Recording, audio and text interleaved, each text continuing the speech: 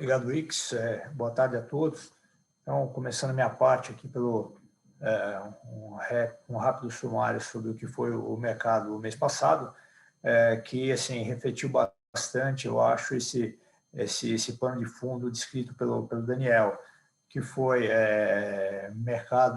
os mercados desenvolvidos, Estados Unidos, Europa, e mesmo Japão, performando bem, né? Bolsas em alta e juros, os bonds performando também, né? Os juros em baixa, e no caso das moedas foi um mercado um pouco mais mix, né? O dólar aí performando bem contra moedas high yield e contra emergentes, e perdendo um pouco das moedas mais safe haven, né?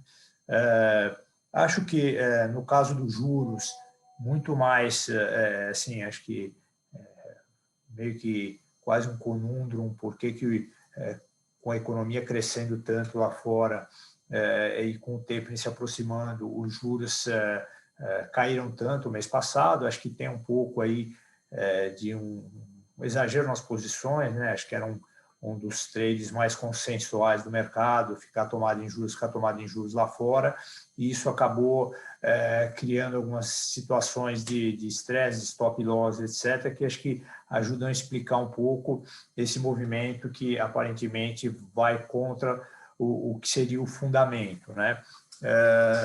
Então, mas no caso assim, quando a gente olha, falando em fundamento, crescimento, resultado das empresas nesse trimestre passado muito forte, né? Assim, para dar uma ideia, os earnings na Europa crescendo em torno de 60% versus o ano passado, nos Estados Unidos em torno de 80%, e não só por efeito base, mas o guideline que os CFOs estão dando para o período à frente também é muito positivo, né? Tanto é que isso tem causado revisões para cima, inclusive nos targets para os grandes índices. Eu vejo hoje as grandes casas passando target para o S&P de 4.300, que a gente já está, mas agora todo mundo em 4.600, 4.700, e muito por revisão dos earnings, né?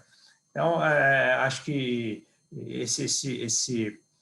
essa situação continua, né? Acho que vão ser esse ano, o ano que vem ainda, ano de um crescimento acima do potencial, e você vai se aproximando cada vez mais do tapering, né? Que eu acho que essa é a boa notícia. O tapering está chegando, e mesmo assim os mercados eles estão, assim, inclusive muitos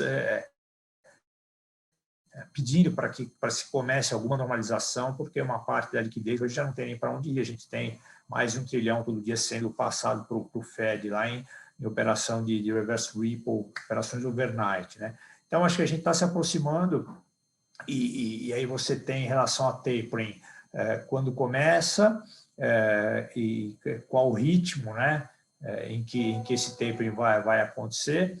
E acho que quando começa, não tem muita dúvida, assim, se não for dezembro, quando anuncia, quando começa, e aqui passo, né? Acho que entre agosto e setembro você começa a falar formalmente nos documentos do Fed.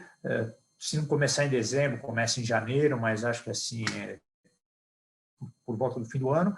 E ainda o passo é a grande questão, né? Acho que o mercado trabalhar vai com uma redução desses 120 bis que o Fed tem injetado todo mês, uma redução de 15 bi a cada mês, a partir da data que iniciar. Vamos ver se, em função, eu acho, de dados melhores no mercado de trabalho, que a gente percebe hoje, você tem mais demanda por mão de obra do que oferta, né? Parte dessa oferta não vem porque ainda tem o seguro-desemprego, parte porque tinha que ficar com os filhos porque as escolas estavam fechadas. Acho que tudo isso se normaliza até setembro, então números fortes no mercado de trabalho. A questão que fica sobrando aí é sobre a inflação, se é transitória, se é persistente, mas isso acho que ainda vai levar um tempo para que, assim, que a aposta do Fed se confirme que a inflação é transitória. Eu acho que ele vai ter que, assim, startar o processo antes que ele,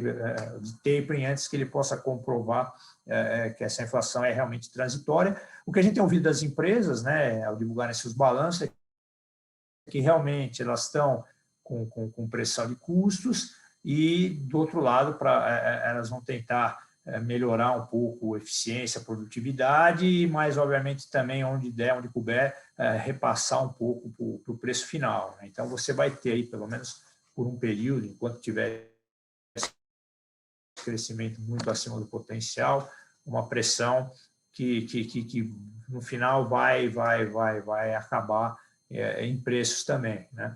Mas acho que está sendo muito bem preparado e portanto, a ideia aqui, acho que o Fed tem é não deixar que quando você ao começar esse processo de normalização, você crie movimentos de estresse no mercado.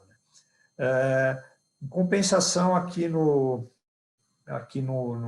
cenário doméstico, acho que um pouco como o Ix explicou, a gente deveria estar nesse segundo semestre passando por um período bom, né? Um período em que você ia ter esse crescimento sendo assim um pouco mais espalhado pela economia, com a reabertura, com o fim de restrições, com uma redução muito grande dos casos, com o aumento da vacinação, ou seja, o nosso cenário aí era desse período benigno, né, esse interregno benigno no segundo semestre, e que acabou assim sendo turvado aí por esse problema da inflação um pouco mais alta, junto com a crise hídrica que está batendo aí talvez em restrições, né, no uso de energia, e também nessa discussão toda fiscal que o Ix bem descreveu, e que tem aí um pano de fundo, que é o mais preocupante, um pano de fundo eleitoral, né? Um pano de fundo que leva à percepção de um populismo fiscal, o que é muito ruim, né? Inclusive, você tem dificuldade de entender um pouco essa lógica, porque me parece que seria muito melhor para o governo uma atividade bombando, mais geração de emprego, isso aí daria um efeito no ânimo da população e dos eleitores melhor do que ficar assim, indo com uma situação fiscal mais frágil, fragilizando a situação fiscal, para poder sair distribuindo Bolsa Família de valor maior e para mais gente. Então, eu não sei, esse trade-off, para mim, seria o contrário do que o governo está fazendo, né? Então, isso está fazendo com que a taxa de juros suba, né? Eu acho que quando você tinha uma normalização da taxa por causa do problema de inflação, para tentar ancorar a expectativa, para atacar a inflação, eu acho que era assim, é do jogo, né? Agora, quando você começa a ter que também ter pressões na curva de juros, com uma preocupação fiscal, um populismo fiscal, eu acho isso muito ruim, né? E o conjunto desse negócio vai bater num aperto das condições financeiras que vai acabar batendo, assim, vai acabar impactando a atividade, né? Se essas condições financeiras continuarem apertando, ou seja, juros continuar subindo, as bolsas reprecificando, o câmbio se mantendo um pouco mais desvalorizado do que devia, acho que tudo isso acaba tendo impacto na atividade e impacto no preço dos ativos. Parte já veio, né? Vamos lembrar que a gente, antes de começar essa confusão toda, a Bolsa estava ali no 130, ela ficou um tempo entre 129 e 131 mil pontos, e agora corrigiu, está trabalhando num patamar bem mais baixo, está trabalhando nos 122, 123 mil pontos, que se a gente lembrar que em 2019 acabou em torno de 117 mil, basicamente você tem uma evolução muito baixa por esse período de 2 anos, né, do mercado de ações, 1 ano e meio, principalmente comparado com o que aconteceu lá, porque nasce uma preocupação fiscal, acho que mais para frente vai entrar no preço aí também a preocupação eleitoral, acho que ainda não é assim um assunto tão que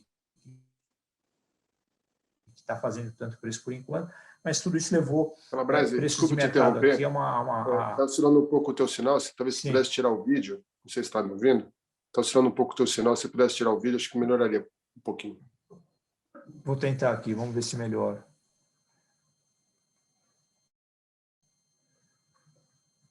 Ok. Retomando aqui.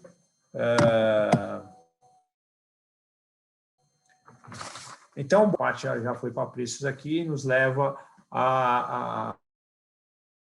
do ponto de vista da carteira, ter feito algumas mudanças de maneira que a gente trabalhe com uma carteira, no fundo, mais resiliente, né? Principalmente quando a gente pensa no Brasil, aqui na parte doméstica da nossa carteira, né? Então, comentando aí um pouco como é que a gente está montando o nosso portfólio. Juros, começando pelos juros pré-fixado, que assim, já há muito tempo vocês ouvem aqui a gente falar que é um mercado que hoje os vetores são todos meio que contrários, né? As taxas parecem muito altas, mas os vetores, seja a preocupação fiscal, seja a necessidade de financiamento da dívida, seja o fato de você estar num ciclo de normalização, ou seja, Banco Central puxando juros, seja o fronte da inflação, né? Muito que não deu refresco e a gente continua tendo que fazer revisões para cima ainda. Então, tudo isso nos levou a praticamente a gente não ter, ao longo do semestre, aí, mantido nenhuma posição em juros pré-fixado, inclusive no mês passado aí, tentamos fazer alguma coisa pequena e mesmo assim não funcionou, né?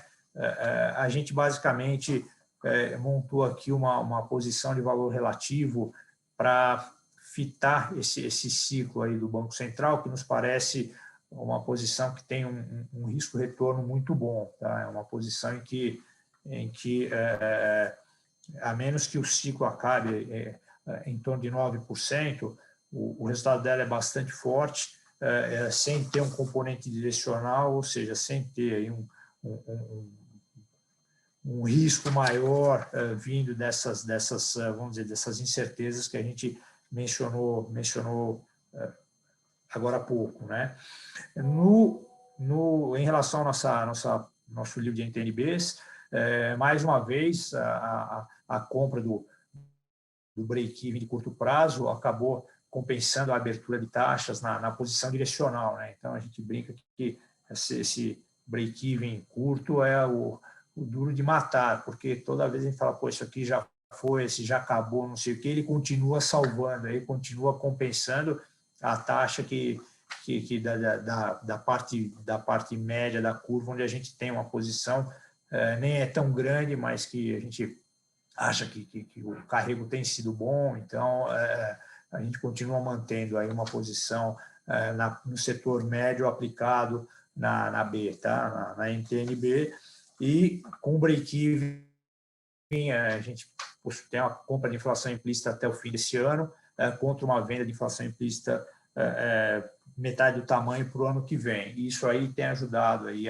vamos dizer, a compensar a abertura de taxa que a B média vem sofrendo, né?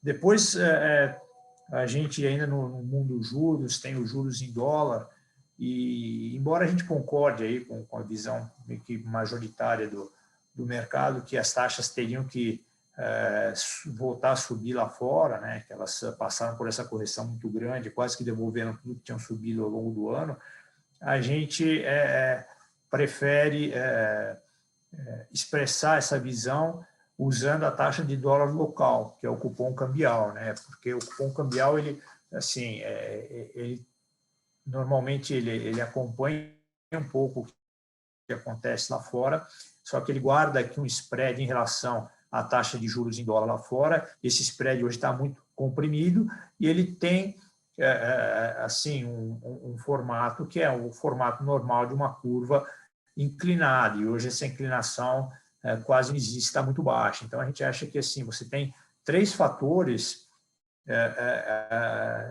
que se complementam e que, assim, para nós, a oportunidade em caso de alta dos juros em dólar, que acho que vai acabar acontecendo lá fora, o cupom teria seria uma taxa, um tomado de juros em dólar turbinado, né? Porque esse spread eu acho que tem que aumentar e a inclinação tem que aumentar. Então, essa hoje, a posição importante para o fundo é a posição que a gente conseguiu proteger, ela acompanhou também lá fora e caiu ao longo do mês passado, mas a gente conseguiu proteger quase metade do resultado aí, utilizando o próprio mercado lá fora, né? Lá fora a gente mudou a posição para aplicado, né? A gente fez um fly 5, 10, 30, que ajudou a proteger bem essa posição, mas obviamente net, o fundo ele tá tomado em dólar, só que ele está tomado em juros em dólar, mas e o cupom cambial, né? A parte de moedas também, a carteira as posições de moedas funcionaram bem, acabaram protegendo alguma perda que a gente teve no real e basicamente essa perda veio no último dia do mês, né? No último dia do mês passado o real desvalorizou 2,6%, né? Foram 65% da depreciação do real aconteceu no último dia do mês e 80% da desvalorização da bolsa, né? Da perda da bolsa também foi no último dia. Então foi um último dia muito assim ruim do ponto de vista de cota do mercado em geral. Aqui também acabou nos atrapalhando, mas no caso do real as moedas performaram bem. Quer dizer, a gente tem aí quatro posições, duas que conversam com nossas posições de bolsa, né? Então a gente, como tem na parte de bolsa o setor de commodities, exportação, temos o Vale do Rio Doce, e aqui a gente fez uma posição de CAD, vendida em dólar canadense, vendida em dólar australiano, que várias razões, mas a gente achava que também uma das razões que caberia bem na nossa posição, olhando o portfólio como um todo, vamos dizer, um hedge contra uma desvalorização do Iron Ore. E realmente o Iron Ore caiu e o dólar australiano caiu bastante também, ajudou aí a posição da carteira.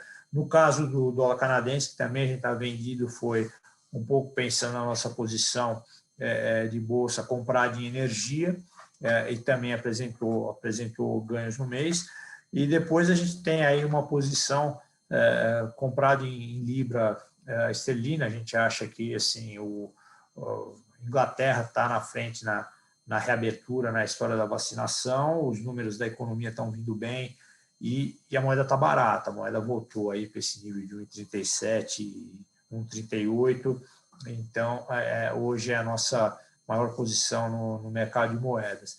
Além disso, ainda temos venda em duas posições aí, muito na tese de Banco Central, muito dove, que é venda de euro e venda do iene, né? Dois dos bancos centrais que estão assim com a visão de deixar a política monetária bastante frouxa por muito tempo. Então, isso aí, essa composição de carteira compensou perdas no real e ainda sobrou um pouquinho. Na verdade, o real a gente continua um pouco com o mesmo approach, né, de adequar o tamanho da posição a essa volatilidade. Uma moeda que apanha 2,60, aparentemente sem nenhuma razão no último dia, depois de ter performado no entanto no dia anterior, requer algum cuidado, né? Então a gente continua com um tamanho que permite gerenciar movimentos como esses, mais um viés de venda de real e compra de dólar, porque, como se explicou, a gente agora tem do lado do real a taxa de juros, que a gente até achava que poderia ser suficiente, mas do outro lado estão aparecendo assim muitos fatores que vão contra essa posição, né? Então, assim, colocando na balança, eu não sei se o juro só vai ser suficiente para balançar todo o resto. Então, a gente tem aí um gerenciamento tático, mas com viés de compra no real e sempre adequando o tamanho à liquidez, né? E, finalmente, a parte de equities, acho que, como eu falei, no final, o último dia do mês acabou assim, impactando um pouco o resultado, mas eu acho que assim, nossa carteira lá fora deu resultados positivos, aqui sofreu um pouco, a bolsa aqui caiu 4%, mas a gente, assim, em função um pouco dessa maior incerteza e de, assim, sem saber direito ainda qual vai ser o impacto desse aperto nas condições financeiras na atividade como um todo, a gente preferiu dar uma alterada na carteira e focar um pouco mais em empresas que dependam menos do mercado interno. Então, a gente, assim, aumentou um pouco a parte de exportadoras, a gente deixou a carteira mais defensiva, tá? Então, tem mais exportadoras, tem o setor de healthcare, que eu acho que saindo dessa fase de Covid, você normaliza a operação, né? Porque o Covid estava ocupando todo o espaço, estava deixando as cirurgias específicas tudo na fila, que é onde eles ganham mais dinheiro. Então, acho que o setor de healthcare, que está muito, assim, do ponto de vista de performance, eu acho que ficou muito atrasado em termos de preço, deve recuperar, né? Depois a gente tem a parte de empresas que se beneficiariam aí com essa alta de juros, isso falo de bancos, né, tanto aqui como lá fora. E o setor de energia, esse mais lá fora, onde a gente acha que assim, o setor ainda não abriu uma defasagem muito grande em relação à recuperação dos preços do petróleo. As empresas estão gerando muito caixa, estão voltando parte desse caixa para os investidores e isso ainda não se refletiu totalmente nos preços. Então, a gente gosta aí do setor lá fora.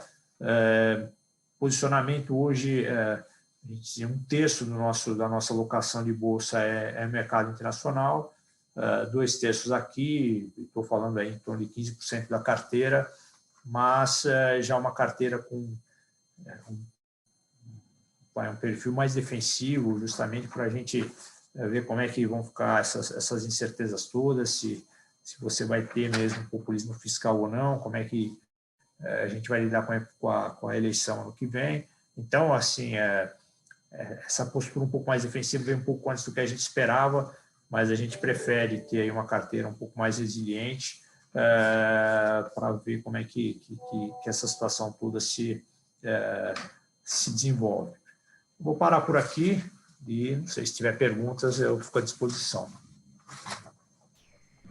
Obrigado, Calabrese.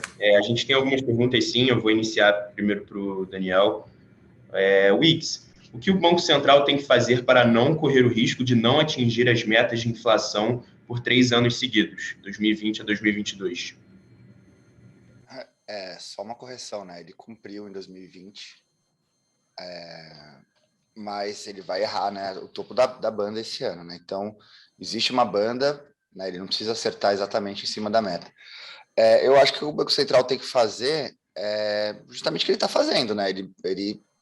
Acho que ele começou titubeando na comunicação e não mostrou que ele ia fazer o que a gente chama, né, whatever it takes, e agora ele está fazendo, né? Então, eu não acho que ele está mais behind the curve, eu acho que ele está, enfim, subindo 100 pontos. Fazia, enfim, anos que a gente não subia tão fortemente assim. Acho que ele ficou atrás da curva quando ele estava no Forward Guidance e demorou para subir. No entanto, acho que agora ele já está fazendo o que tem que fazer. O problema de 2022, eu acho, se ele tiver o outro choque, né? O outro choque pode ser eleições. Assim, se você entrar no cenário de eleição muito adverso e ver o câmbio depreciando para caramba, isso assim não tem como o Banco Central acertar. Então, eu acho que assim, em cenários normais, né, de condições normais de temperatura e pressão, ele vai conseguir convergir a inflação para perto da meta, né? A gente tem 3,7 ano que vem, com 7,5 de Selic, né? Acho que pode até, enfim, subir um pouco mais, tá? Agora, se você entrar num cenário adverso, né, de uma percepção nova de fiscal, aí ele provavelmente vai errar e não vai ter o que fazer. Entendeu? Assim, não tem o que fazer se você tomar uma desvalorização do câmbio brutal no ano que vem por causa de eleições. Tá? Então, acho que a cabeça é essa. Se a gente não tiver um cenário muito diverso, ele consegue entregar e ele está fazendo por onde, né? Apesar de ter ficado para trás, agora ele acho que já tomou as rédeas de novo. Agora, no cenário diverso, aí eu acho que ele erraria a meta em 2022. Obrigado. A gente tem mais uma pergunta para você, Wix. Em relação, com base na sua projeção final, de taxa final da taxa Selic, qual o impacto na projeção de PIB para 2022 e 2023? Eu acho que para 2022, a gente está começando a refazer as contas, né? A gente já tinha uma projeção um pouco abaixo do mercado, a gente está com 2%, mas a gente estava vendo uma Selic de 7%. Conforme a gente caminha para uma Selic mais perto de 8%, então 7,5% está ali parecido, né? Se a gente caminhar de fato para uma Selic mais perto de 8%, eu acho que a gente tem que começar a revisar um pouco para baixo. No entanto, acho que tem uma outra coisa, né? Que assim, a Selic é um dos fatores para o ano que vem. A depender da velocidade da reabertura esse ano, você também come crescimento do ano que vem. Então, só para dar um exemplo, se ao invés de você subir o PIB desse ano, em vez de ser 5,5%, for 6,5%, provavelmente isso daí também teria que tirar crescimento do ano que vem. Você passaria de 2 para 1,5, 1.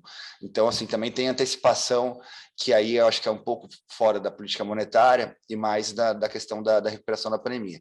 A política monetária, enfim, a gente está reavaliando, e também os riscos fiscais, né? Como o Calabrese colocou, e eu falei também, assim, as condições financeiras começaram a apertar fortemente, a depender do que você vai fazer, você também vai tirar crescimento. Então, a gente começa a ficar mais pessimista. 2023, eu acho que a gente tem que ter a definição de, assim, qual é o governo, qual a política fiscal. A princípio, a gente trabalha com crescimento perto de 2% de novo, né? Que acho que é mais ou menos o potencial. A Selic esse ano não impacta, né, o que a gente está fazendo na Selic esse ano, em tese, não impacta o 2023. Né? Se você colocar a inflação na meta, você tenderia a caminhar para o neutro, né? Então você vai para cima do neutro, no final do ano que vem você voltaria para o neutro, e aí você teria um crescimento de 2% ou talvez 2,5% em 2023. Se você... Aí, de novo, acho que é a mesma questão, ó. Se você for para um cenário adverso de eleição, você vai ter que subir mais os juros, e aí você vai impactar não só o crescimento de 2022, como de 2023. Então, acho que assim, todo cuidado é pouco, porque o cenário está muito enfim, difícil de ter uma visibilidade maior, porque a gente tem um evento muito grande, que no final vai ser, qual que vai ser a orientação de política econômica que a gente vai ter para os 4 anos depois de 2022. Né? Perfeito, obrigado. Direcionando as perguntas agora para o Calabrese. Calabrese, quais os fundamentos justificariam tal perfil em relação a nível e inclinação das curvas de juros e os impactos para a economia real no ano que vem? Obrigado pela pergunta. Eu acho que, um pouco como a gente falou, você, nessa curva de juros, você tem, o fato de um Banco Central que está em processo de aperto, né? E, por enquanto, ele veio acelerando e talvez prolongando esse aperto, então isso acaba dando uma sustentação maior para a taxa para a curva de juros, junto com uma necessidade de financiamento que é grande, ou seja, toda semana o Banco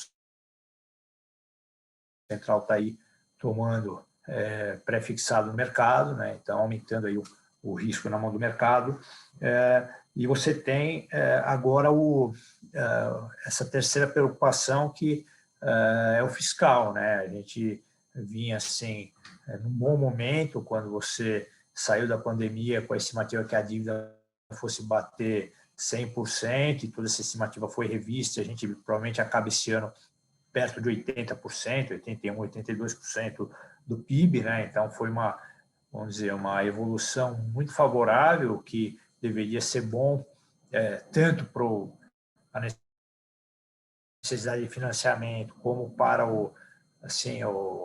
a credibilidade, né? A percepção de risco fiscal.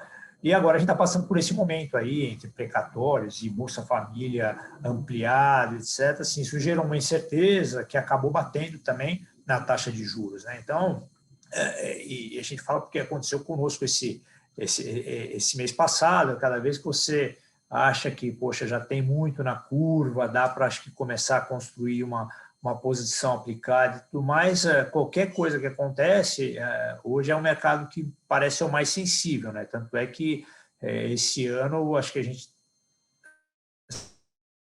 assim, a curva subiu em todos os meses, tá? Então, tem sido assim um mercado muito cruel, porque apesar da curva estar muito inclinada, apesar de você ver ali para frente já juro em 2 dígitos, as coisas vieram contra qualquer posição aplicada, né? Então, eu acho que hoje eu me sinto mais confortável, até porque essa discussão fiscal está enrolada, essa reforma tributária está enrolada, a gente não sabe direito o que vem, mas a sensação é que no final vai se perder a arrecadação. Eu acho que prefiro operações como a que a gente colocou na carteira, que tem assim um trade-off muito bom entre resultado e risco, e eu fico um pouco fora desse direcional aí, que eu acho que está muito sensível, né? Assim, quando você tem qualquer susto, hoje o mercado de juros acho que tem performado pior até que o câmbio, tá? Perfeito. Seguindo também nessa linha, a gente tem outra pergunta em relação a juros em prazos intermediários, que voltaram a 2 dígitos em relação a juros nominais e acima de 4% em relação a juros reais. E a pergunta é se o stop loss do técnico já melhorou ou ainda há excessos no mercado e por quê?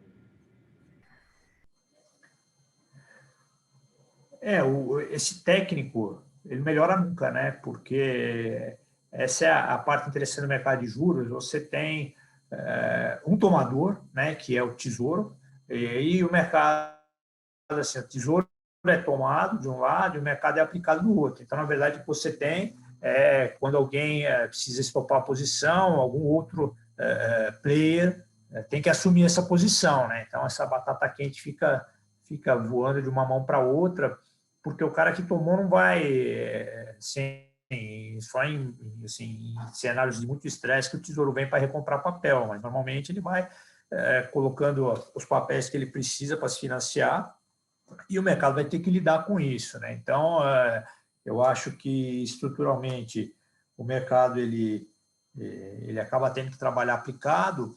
Acho que muita gente, quem ficou na ponta tomada, acabou casando isso com as Bs, né? E isso acabou gerando aí resultado positivo ao longo do ano. Então, eu acho que quem conseguiu nesse ambiente ganhar dinheiro no complexo juros foi muito mais tomado pré-aplicado na B. Eu vi pouca gente só tomado pré na seca, né? Justamente porque se olha a curva, se olha o prêmio e parece sempre que tem prêmio, mas o mercado tem provado o contrário, né? Então, eu acho, como expliquei antes, que parece ter muito prêmio mesmo. Acho que 4% no juro real é um pouco acima até do que a gente que seja